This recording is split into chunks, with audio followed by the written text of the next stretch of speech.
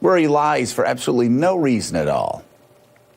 I think more dangerous than that are his policies that will put those troops, and really you and me and all Americans, in greater danger. You know, we used to fight ISIS and terrorists in Syria and other places across the globe, so we wouldn't have to fight them here at home or in those soldiers' hometown. But Donald Trump, he thinks that's how suckers fight. He wants to fight here, I guess. Donald Trump now calls American suckers for fighting enemies like ISIS abroad and dismantling their terror networks abroad so we don't have to fight them in our own schools or in our own churches or at airports. Remember that? Remember airports?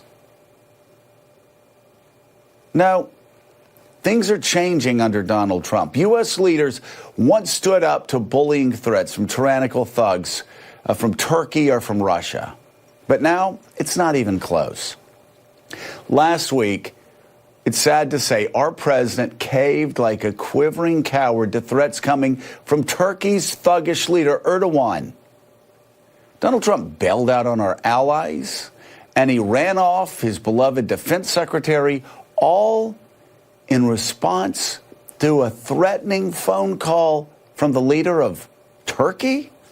Are you kidding me? And this week, the president has sat silently by as Russia is now threatening the United States of America and threatening us over Saudi Arabia, ordering Donald Trump not to press the royal family there to hold their murderous crown prince accountable for the slaughter of a Washington Post columnist and a Virginian resident. Donald Trump attacked Barack Obama's foreign policy approach of leading from behind for years. But now we have a weak president who fears Russia and fears Turkey. And he's in full retreat across the globe. And he has gifted this Christmas season the Middle East to Russia, to Iran, and to ISIS. Now, it just seems to me that we aren't the suckers after all, Mr. President. You are.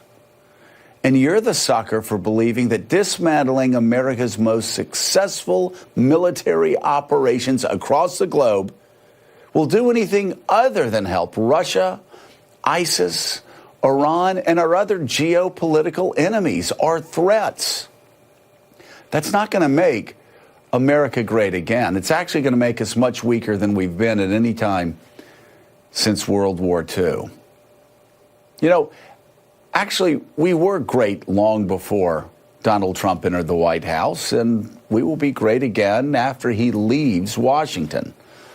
Unfortunately, it's just the intervening madness that we see every day, including yesterday when he did something right. But even in doing something right, he figures out a way to sow chaos.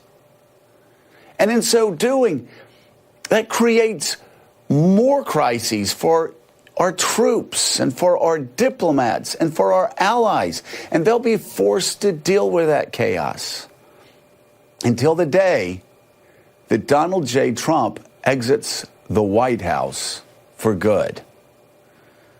With us to discuss all of this, we have politics editor for the Daily Beast, Sam